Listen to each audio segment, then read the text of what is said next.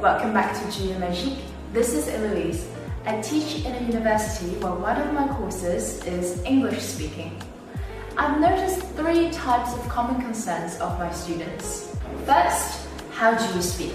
My pronunciation is off, I can't speak fluently, I struggle to pick up a new accent, or my tone of voice sounds a bit strange. Secondly, it's related to what you say or your content. My grammar is off, I can't find the most suitable word for my context, I struggle to use more authentic or idiomatic expressions. Last but not least, things beyond linguistics.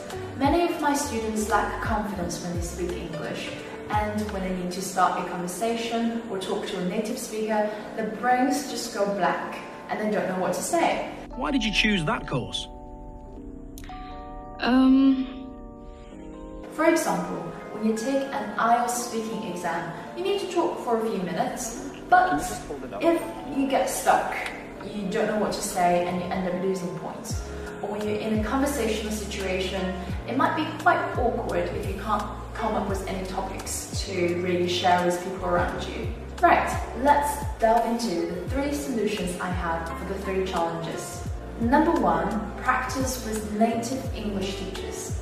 This solution tackles all 3 types of challenges, but do not settle for any English speakers. You need to find the one that suits your expectations and needs. At Cambly, you can filter native English speakers with keywords. Whether you are longing to learn accents or vocabularies of a certain region, or you're just planning to study abroad in a certain region, Cambly has got you covered. You can search for keywords such as America, the United Kingdom, Australia, Canada. You can find a plethora of English teachers who can provide you with exactly the accents and vocabularies that you want to learn. Also, you should choose a teacher whose teaching content aligns with what you need. People learn English for different kinds of reasons. For exams, like IELTS, TOEFL, or for interviews. And some of you are learning English simply because you love the language. Whatever your reason is, put it in Cambly. You will be amazed at the teachers who can help you with exactly what you need. When I visited Greece in 2022, I found this amazing local teacher at Cambly who gave me invaluable advices on traveling around Athens. Next month, I'm heading to Austria for work. I'll probably try and use Cambly to pick up some tips for Vienna. One more thing I truly appreciate about Cambly is this one-on-one teaching environment, because you get this confidence boost. Even when you make mistakes, nobody is going to judge you. This is particularly helpful when it comes to improving your confidence when speaking to native speakers or navigating yourself when it comes to social, conversational scenarios. I've been collaborating with Cambly for a good few years now. So for Cambly's old friends, use my code Eloise05 to access this 50% off on its annual subscription. But you have to hurry up, because the offer ends the end of this month, so snap it up before the 31st of May. Number 2 is shadowing. This is one of the techniques we use for interpreters. It's somewhat akin to repeating what you hear, but more advanced. If you practice shadowing daily, you will notice improvements very quickly. I'll demonstrate how it works for you. Leaders. How strong is India's economy? It isn't the next China, but it can still transform itself and the world. First, you pick a material based on the accent, content and topic you love. Today, I've chosen an article from The Economist, because I adore the accent and I would love to know more about India's economy.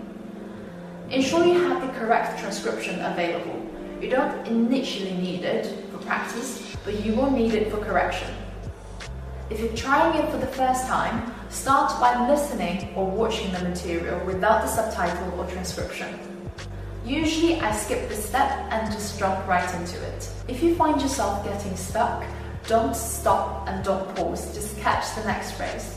I know it might feel quite unnatural in the beginning, but trust me, with practice, you can even afford to wait a few seconds before you start speaking. Here, when practicing shadowing, your focus should be on your pronunciation, your tone of voice, and the expressions you can learn from the original material, which demonstrates how important it is to pick the topic wisely. Also, you should imitate the accent as closely as possible. This really improves your accent if you're looking to adopt a particular one. For example, in my case, I practiced British RP accent, and also I learned something about India's economy. I learned that India is now using digital payments to support low-income households. My third solution is to record yourself and analyze your content. But I'll be honest, it can be annoyingly time-consuming. This is what I do. I record myself and then I leave it for a couple of days, and then I come back.